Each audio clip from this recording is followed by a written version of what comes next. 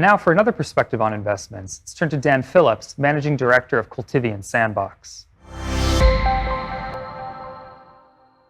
Shalom, I'm Dan Phillips with Cultivian Sandbox Ventures. We're a US-based venture capital firm investing exclusively in agri-food technology startups. We invest globally, primarily in early-stage companies, typically seed and Series A rounds, and invest across the full value chain of food and agriculture. So that's everything from upstream on-farm technologies to supply chain and food safety, and then downstream into food technology and food ingredients. Some examples of food tech investments that we've made include companies like Geltor in California, which is producing collagen and other animal proteins via fermentation, and Neuritas, an Irish company that's got a discovery platform for bioactive peptides that bring health benefits. We've not yet invested in an Israeli startup, but have met some really amazing Israeli entrepreneurs over these last couple of years, see a ton of opportunity, and certainly intend to invest in Israel in the years ahead.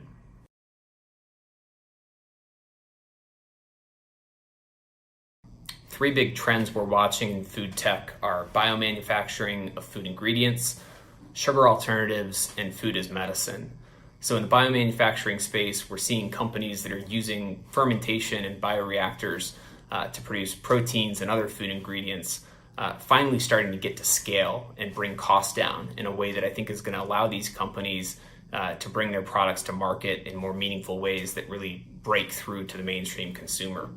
Additionally, as far as sugar alternatives, we're seeing companies use kind of unique plants, or in some cases biomanufacturing, to come up with high intensity sweeteners as an alternative to sugar, and even companies that are looking to replicate the functional or bulking characteristics of sugar with other types of products. Finally, food as medicine. Continue to see advancements in kind of the crossover between healthcare and food, companies that are coming up with novel peptides or metabolites that have benefits related to gut health or cardiac health, or the other areas where consumers are really focused on and have an opportunity to make lives better through food.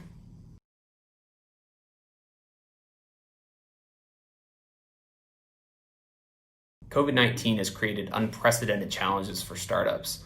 Companies that are trying to bring on new people, advance technologies, form new customer relationships, and sometimes bring on new investors are especially squeezed when they're doing that in the middle of a pandemic. At the same time, we've been really impressed by the resiliency and creativity of entrepreneurs to navigate these waters. I think additionally, from a macro perspective, the pandemic has exposed vulnerabilities in our food supply chain that really highlight the need for continued innovation in terms of how we mitigate risks related to food safety, to production, to food manufacturing, where workers might be crammed in together. These are the types of things that entrepreneurs can solve. And I think from a long-term perspective, are trends that are going to continue to drive innovation and that make us really bullish about the food tech ecosystem.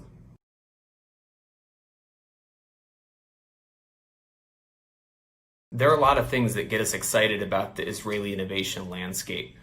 I think first and foremost is the entrepreneurial spirit that's really part of the country's DNA, and it comes through in all the conversations that we have there.